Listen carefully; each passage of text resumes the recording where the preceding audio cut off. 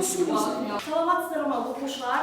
Енді топқа бөлініп болсақ, бүгінгі жаңағы сабағымызды бастаймыз. Әуелі топқа бөліндік, енді сабағымызды жалғастырамыз. Бізге үйге қандай тапсырма беріледі? Өте жақсы. Ендеше оқушылар, біздер индустрияландыру тақырыбын толықтай талдадық. Енді біздер осы тақырып бойынша свод талдау, жоғары деңгей тапсырмаларды орындайтын боламыз. Яғни свод талдау, ПТМС талдау және тарихи маңызын ашып жазатын боламыз. Мен 3 топқа 3 түрлі тапсырма беремін. Бірінші топ Қазақстандағы индустрияландырудың жетістіктерін атау, кемшіліктерін атау және оның тарихи маңызын жазып баға беру. Екінші топқа берілетін тапсырмамыз индустрияландыруға свод талдау жасау. Индустрияландырудың жетістіктерін, кемшіліктерін, мүмкіндіктерін және қауіп-қатерлерін жазу. Үшінші топқа берілетін тапсырмамыз ПТМС формуласы. Яғни осы индустрияландырудың Қазақстан экономикасына ықпалы қандай болды, соған өз позициямызды жазып, оны түсіндіріп, мысал келтіріп, және оның салдарын жазатын боламыз. Ендеше оқушылар, осы уақытқа дейінгі талдаған материалдарымыздың негізінде тапсырмаларымызды орындауға сіздерге 5 минут көлемінде уақыт беріледі.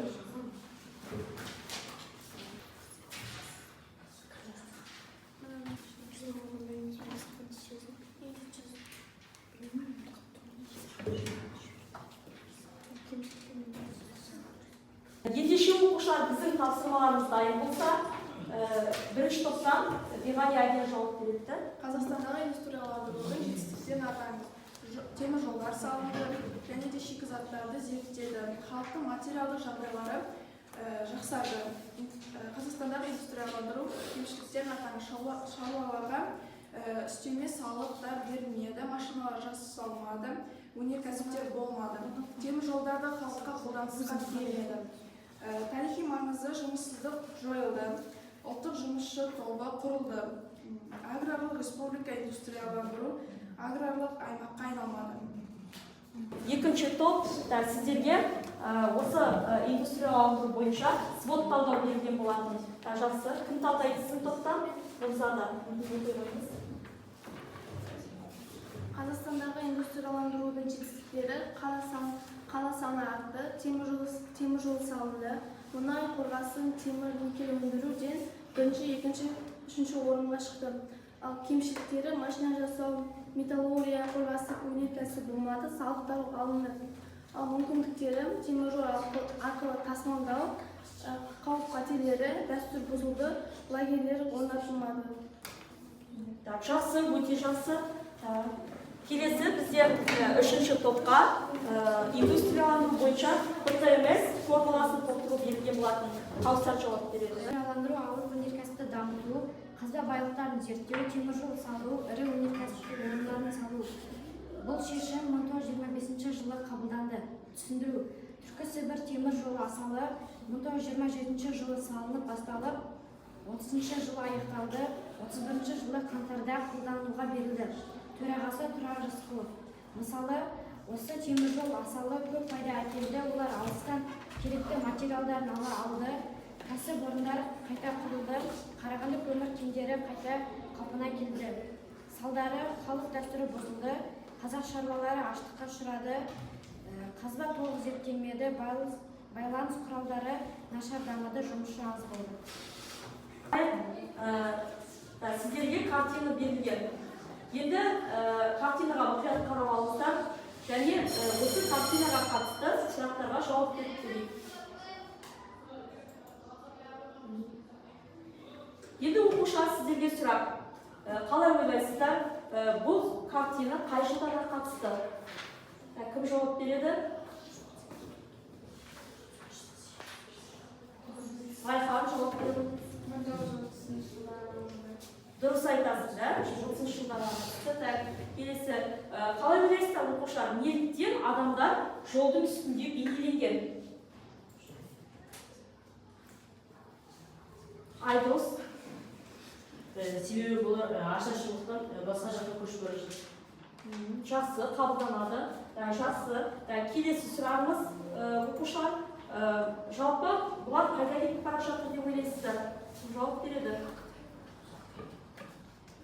Үшінші топтан сұрайық, қайда кетіп бара жатыр деп ойлайсыздар жол үстіндегі адамдар? Алина шекараға көшіп бара жатыр да, яғни елді тастап бара жатқан болды. Жақсы. Енді оқушылар сіздерге сұрақ, жалпы бұл өте белгілі картина. Ол картинаның құндылығы қандай? Құндылығы неге деп ойлайсыздар? Жауап береді, шаттық.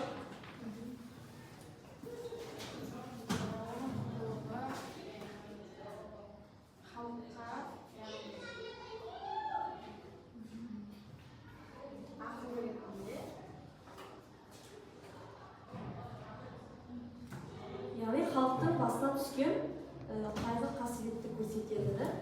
Жақсы отыра алыңыз. Енді оқушылар өлең жолдарына назар аударайық. Күніне қазақ мұнда өліп жатыр, тұқымы сағат сайын келіп жатыр, өз баласын өзі үйтіп сыйлағынше көр азабын тірідей тартып жатыр. Ілияс Бейсенберлиннің бұл өлең жолдарында 1930 жылдардағы қазақ даласында орын алған ұлы нәубет терең сипатталады. Енді оқушылар осыдан келіп біздің бүгінгі сабағымыздың тақырыбы және мақсаты шығады. Дәптерлеріңізге сабағымыздың тақырыбын жазып қойыңыздар. Қазақ сабағы ұжымдастыру.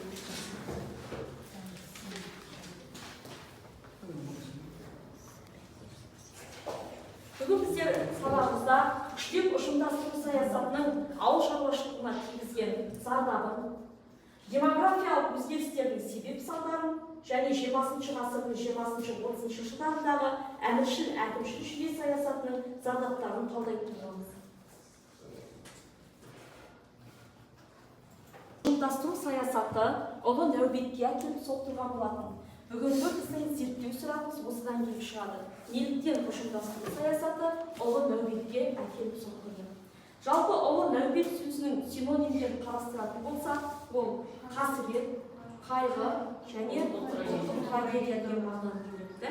Бұдан біздер ұжымдастырудың қазақ халқына қаншалықты қиындық алып келгендігін білетін боламыз.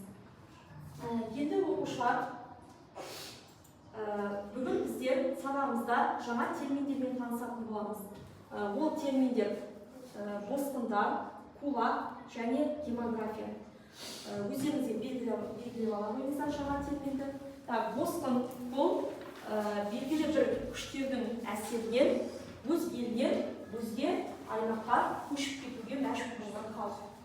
Кулак дегеніміз бұл ауқатты шаруа, яғни өз жағдайын өзі жасайтын, еңбектің арқасында күн көріп отырған нағыз қоғамның өте мықты бөлігі. Және демография дегеніміз бұл халықтың санын, құрамын зерттейтін ғылым саласы. Қатысты және де өткен сабақтарда біздің өткен терминдеріміз бар. Сол терминдерді қосып, сіздерге мынандай карточкалық тапсырма беремін алдарыңызға. Яғни бұнда сәйкестендіре қоясыздар. Бүгін өткен терминмен және өткен сабақта өткен терминдерді жаңағы сәйкестендіріп белгілеу. Оны мен оқушылар сіздерден жаңағы сабақтың соңына қарай жинап алып тексеретін боламын. Қазақстандағы ұжымдастыру саясаты 1925 жылы қазақ даласына бірінші хатшы болып Филипп Исаевич Голощекиннің келуінен басталды. Голощекин 1925 жылы келгеннен кейін Қазақстанда кіші қазан саясатын жариялады. Кіші қазан дегеніміз ол жалпы қазақ даласын кеңестендіру, отырықшыландыру. Яғни осы кезде мынандай ұран тастады. Асыра сілтеу болмасын, аша тұяқ қалмасын. Ол нені білдірді? Яғни қазақ жерінде байлар болмау керек, барлығы бірдей болу керек. Және де барлық малды халықтан жинап алып, бір орталыққа біріктіріп колхоздар құрамыз деді. Яғни жекенің қолында мал болмайды. Енді осылайша 1927 жылы Компартияның 15-ші съезінде ұжымдастыру саясаты жарияланды. Жалпы ұжымдастыру 1932 жылға дейін жүргізіліп, кезең-кезеңмен жүргізілуі керек еді. Бірақ алайда өкінішке орай ол кезең-кезеңмен жүрмеді және өте асығыс, жоспарланбаған күйде және қазақ даласын зерттелмей ешқандай да дайындықсыз басталып кеткендігі белгілі. Нәтижесінде ұжымдастыру бұл үлкен террорға ұласты. 1931-1933 жылдар аралығындағы қазақ даласындағы ашаршылыққа әкеліп соқтырды. Ең әуелі ұжымдастыруды жүргізу үшін 1928 жылы 27 тамызда ірі байларды тәркілеу туралы декрет шықты.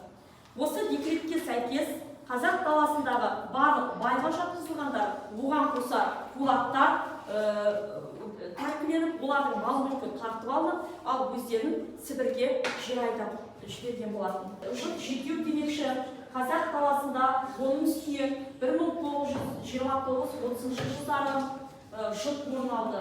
Және оның артынан келіп 1931-33 жылдары ашаршылық орын алған болатын. Енді оның басты себебі қазақтың негізгі күнкөріс көзі мал басының азайып кетуі болатын. Жалпы халықтың қолында мал қалды. Ұжымдастыру қарсаңында халықтан жинап алған ірі қараның мөлшері 40,5 миллион болса, ал ұжымдастыру жылдары оның тек қана 4,5 миллион қалды. Яғни айтқанда 10 есеге азайып кетті. Және бұл не себептен мал қырғынға ұшырады? Себебі ешқандай дайындық жүрмеді, алдын ала азық-түлік қоры жиналмады, жылы қоралар салынбады, әкеліп қардан аққала соғып халықтың малын жинап алған кезде жаңағы малды небәрі 3 күннің ішінде қырып алған кездер болды. Және де бүкіл 4-5 ауылды жинап алып, бұл жерде колхоздастырамыз деп жаңағы ақ шаңқай үйлер тігіп, жылуы жоқ үйлерге әкеліп халықты көшіргені тағы бар. Енді әрине бұл кезде қазақ даласында ұжымдастыруға қарсы көтерілістер орын алды. 1929 және 1930 жылдары қазақ даласында барлығы 372 көтеріліс орын алды. Енді ол көтерілістегі адам шығындары туралы, жалпы адам шығындары туралы біздер қазір қолдарыңызға берілген дерек көздерінен жұмыстанатын боламыз. Жалпы алғанда ұжымдастыру жылдары 2,1 миллион қазақ аштықтан, суықтан, өзге де аурулардан көз жұмса, 250-400 мыңдай өзге ұлт өкілдерінің шығыны болды. Және де 1,7 миллион адам республикадан салмақтарға, Қытайға, Монғолияға, Ауғанстанға көшіп кетуге мәжбүр болды. Оқушылар, осы 1931-33 жылдардағы ашаршылық жайындағы деректі бейне материалды қарауға ұсынамын.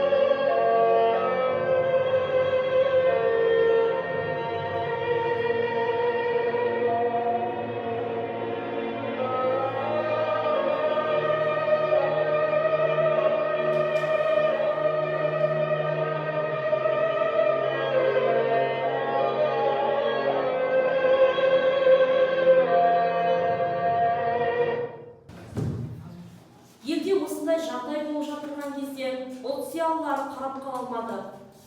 Bir топ ұлт зиялылары Голощекинге хат жазған болатын. 1932 жылы. Бұл хат тарихта бесеудің хаты деп аталса, ұлт зиялысы Тұрар Рысқұлов тікелей Сталиннің өзіне далада орын алған ашаршылық жағдайлары туралы ашық хат жазып, бұл жағдайды дереу доғару сұраған болатын. және де онымен қатар қарапайым адамдар да, сауатты адамдар да жаңағы жоғарыдағыларға, партиядағыларға, Голощекинге хат жолдап жатырды. Енді алдарыңызда оқушылар, бұл жасанды интеллектпен жасалған Тұрар Рысқұловтың бейнесі. Назар аударыңыздар. Сізден осы жазбамен танысып шығып, бұл іске араласуды және сол арқылы аштан өлімге душар болған көптеген адамдардың өмірін құтқарып қалуды өтінемін. Қазақ жерінде көршілес өлкелерге көшушілер саны артуда, көшіп кетушілер солтүстік өлке, батыс Қытайға дейін барған. Аш адамдардың тамақ іздеп бостаған. Сіздерге топтық тапсырма беріледі, яғни алдарыңызға берілген деректі талдау. Сонымен оқушылар, біздер өзіміз енді осы ұжымдастыруға қатысты зерттеу жүргізіп көретін боламыз. Бірінші топқа берілетін зерттеу жұмысы ұжымдастыру қалай жүргізілді, ұжымдастыру саясатының мәні, кезеңдері, жүргізілу барысын сипаттау керек. Екінші топқа берілетін тапсырма неліктен ұжымдастыру саясаты ұлы нәубетке айналды.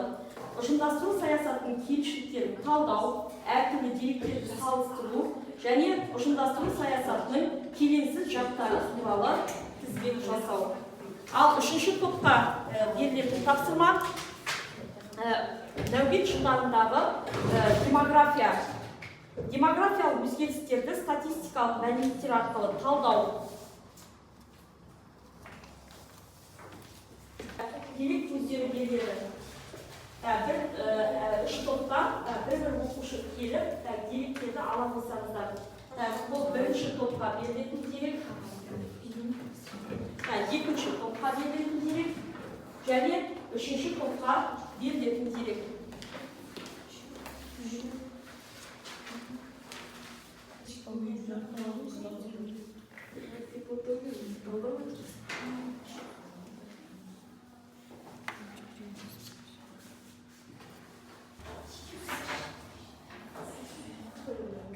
Өздеріңізге берілген зерттеу сұрақтары бойынша деректерді талдады.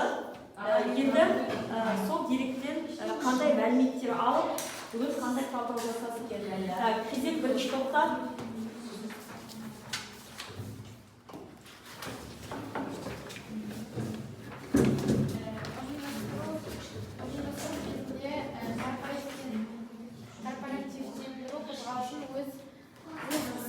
алуға мүмкіндік берді. Және де ол кезде әкімшілік күшті әдістермен зерттей бастады. Кулактарды тәрбиелеу басталды. Жіберген қателіктері бірінші қатын жаппай туындау мен территорияға негізделді.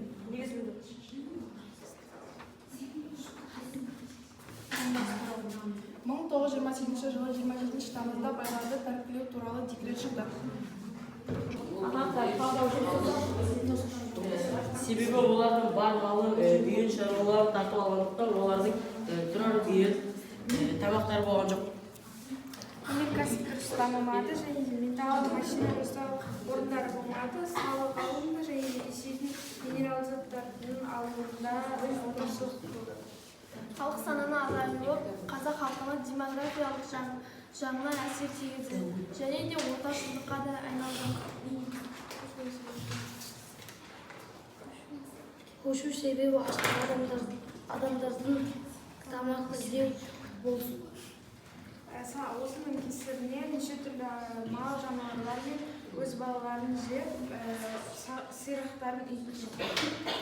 1933 жылы 40 миллион бас малдың оннан бірі ғана, яғни 4 миллионнан асар аспас мал қалды. Нәубет қайғы қасірет қазақ үкіметі тарапынан туындаған анық. Қазақ ауылдарына тигізген зардабы олардың рухани және материалдық құндылықтары құлдырап қайғыға ұшырады. Аштыққа барлық Қазақстан ұшырады, 750 мыңдай халық қырылды. Ақтөбе облысында 1930 жылы 1 миллионның үстінде адам болса, 1932 жылы 725.800 адамға кеміді. Қазақтарды адамдардың мал шаруашылығы көшіп-қону жағдайында жүргізілгендіктен үкіметке малшыларды бақылау құзырында ұстап тұру қиын болды. Ашаршылықтың ауыр зардабы ол кезде халық көрші елдерге көшіп жатты. Қазақ халқының қаралуы, яғни 1.840.000 адам қырылды. Біздер осы ұжымдастыру саясатына рөлдік ойын арқылы баға беретін боламыз. Бірінші топ қазақ зиялы қауым өкілдері ретінде ұжымдастыру саясатына баға беріп сөз сөйлесе, екінші топ еңбекші қауым өкілдері ретінде баға береді, ал үшінші топ бай кулак өкілдері ретінде баға береді. Ал кішкене кеңесіп ақылдасып алуға, яғни сіздерге өзара 1 минуттай уақыт беріледі.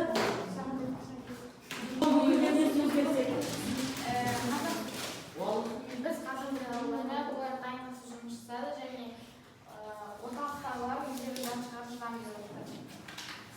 Және де ол кезде біз яғни өлім және тағы да басқа болды.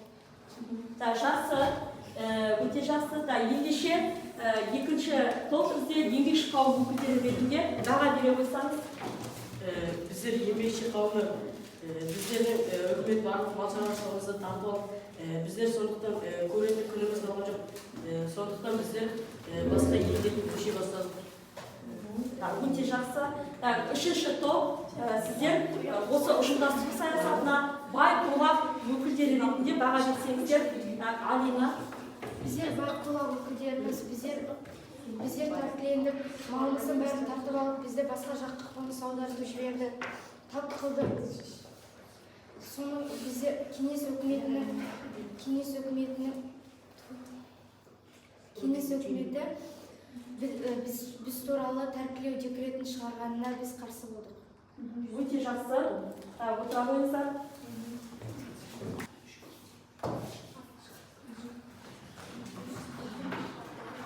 Сіздерге сабағыңызды бекіту үшін бірнеше сұрақтар қойылатын болады.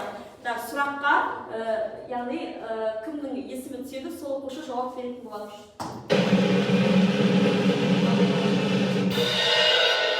Сұрақ Райханға қойылады. Қазақстанда ұжымдастыру саясаты қашан басталды? 1920 Жақсы, отыра қойыңыз.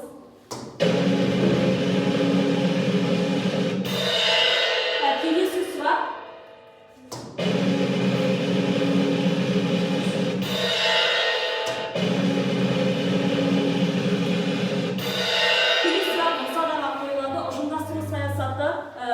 Қай съезде қабылданды? Ұжымдастыру саясаты 15-ші съезде қабылданды. Жақсы, өте жақсы, отыра қойыңыз. Жақсы, келесі бізде шарттық түсті. Шарттық жақсы ұжымдастыру жылдары жаңағы адам шығыны қанша болды?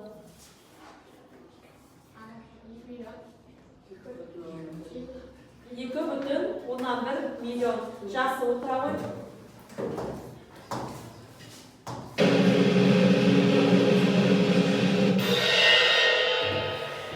Келесі сұрақ Аймекке қойылады. Осы Қазақстанда кіші қазан саясаты кімнің есімімен байланысты? Голощекиннің. Өте жақсы.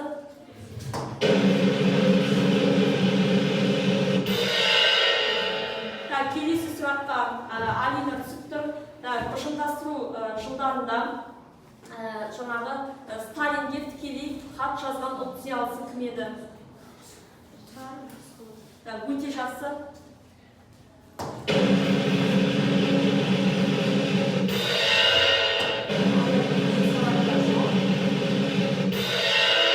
Келесі сұрақ Адияға түсті. 1932 жылы бір топ зиялы қауым өкілдері, яғни бесеуінің хатын жазған болатын. Бұл хат кімнің атынан жазылды?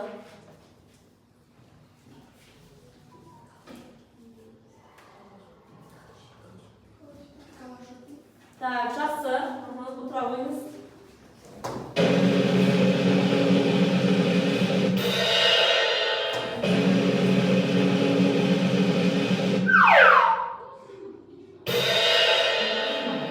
Жақсы, жылдарындағы мал шығыны қанша болды? 5 миллион. 40,5 миллионнан 5 миллион қалды. 40,5 миллионнан 4,5 миллион қалды. Айта ғой. 4,5 миллионнан 4,5 миллионға түсті. Так, жасы.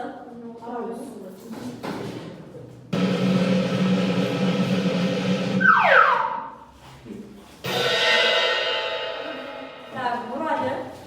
Ұжымдастыру жылдарында Қазақстанға қанша көтеріліс толқулар болды? 7-ге дейін көтеріліс болды. Өте жақсы. Терминдер берілген болатын. Бірінші қатар, екінші қатар, бірінші қатардың және үшінші қатар, екінші қатардың жаңағы тапсырмаларын тексерді. Барлығы да дұрыс жауап берген екен. Өте жақсы. Ендеше бүгінгі сабағымыз бойынша рефлексия жүргізсек, яғни бүгінгі тапсырма күрделі болды дегенде қол көтеріп, одан кейін кімге пайдалы болды қол көтереміз және кімге түсінікті болды. Бірінші кімге бүгінгі сабақ күрделі болды, яғни күрделі болып мен түсінген жоқпын. Бізде ондай оқушы жоқ екен. Келесі бүгінгі сабақ жалпы пайдалы болды, мен көп мәлімет алдым. Жақсы. Және үшінші барлығы да түсінікті болды. Өте жақсы. Яғни біздің бүгінгі сабағымыз пайдалы, ақпарат алдық және түсінікті болған екен. Жақсы. Сабағымыз аяқталды.